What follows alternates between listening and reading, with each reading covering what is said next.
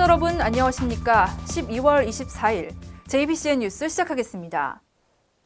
어제 오전 경기 수서와 용인, 평택을 잇는 수도권 고속철도 공사 현장에서 콘크리트 터널이 무너지는 사고가 발생했습니다. 당시 지하 50m 아래에서 공사 중이던 인부 4명이 매몰됐는데 이 중 1명은 결국 숨졌습니다.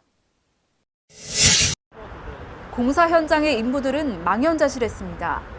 사고 현장에 누구보다 가까이에 있었기에 동료의 죽음에 말을 잇지 못합니다. 아침에 막 시작하려고 할 때 그래가지고 싹 가버렸어요. 이 이상해서 뭐 하겠습니까 지금. 대책을 세워갖고 뭐 한다든가 하는데 지금 원인도 안 나오고 뭐 그 인부들이 잘못해서 그런 것도 아니고.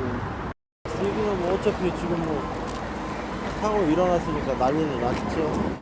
어제 오전 7시 50분쯤 수서와 용인, 평택을 잇는 고속철도 3-209 콘크리트 터널의 천장 구조물이 무너지는 사고가 발생했습니다. 이 사고로 지하 50m 지점에 작업 중이던 인부 4명이 매몰됐는데 2명은 가까스로 탈출했지만 미처 빠져나오지 못한 53살 박모 씨가 숨지고 52살 정모 씨는 크게 다쳤습니다. 그분들이 하여튼간 상판 밑에서 작업 중에 상판이 무너져서 상판 밑에서 작업 중이던 분이 한 분은 죽고 한 분은 중상을 입었어요. 이들을 덮친 것은 4차선 넓이에 길이 15m 크기의 콘크리트 상판 구조물이었습니다. 미리 외부에서 만들어 왔는 콘크리트를 그거를 조립해서 현장에 거치를 했는데 그게 무너지는 상태입니다. 이미 다 설치해놓은 상태에서 마지막 마무리한 상태에서 그게 내려앉은 그런 상태죠. 이 사고로 수서에서 평택까지 총 연장 61.1km 구간 중 용인시 기흥구 3-2 구역은 당분간 공사가 지연될 것으로 보입니다. 공사는 GS건설과 삼성물산 등 3사 건설사가 공동 시공하고 있습니다.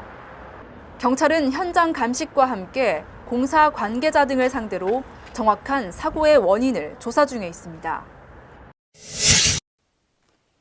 네, 다음은 간추린 뉴스입니다.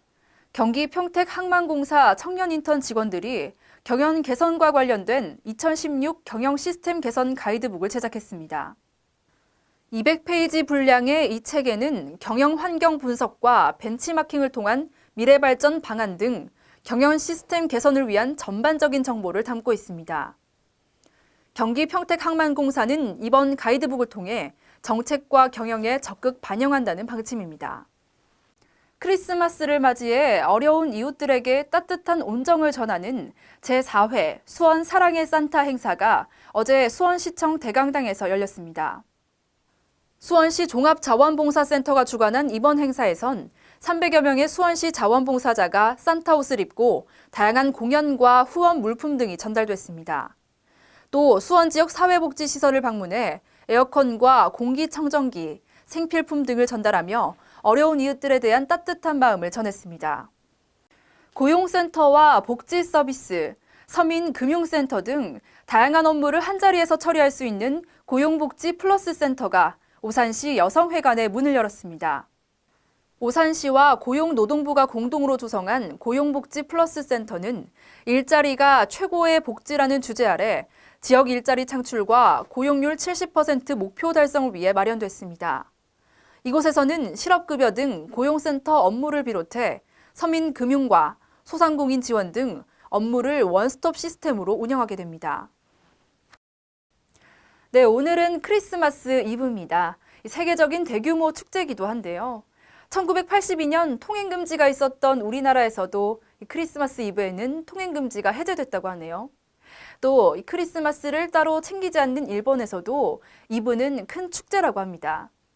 크리스마스를 하루 앞둔 오늘, 내일에 대한 설렘으로 가득 찬 하루 되시길 바랍니다. 시청해주신 여러분 고맙습니다.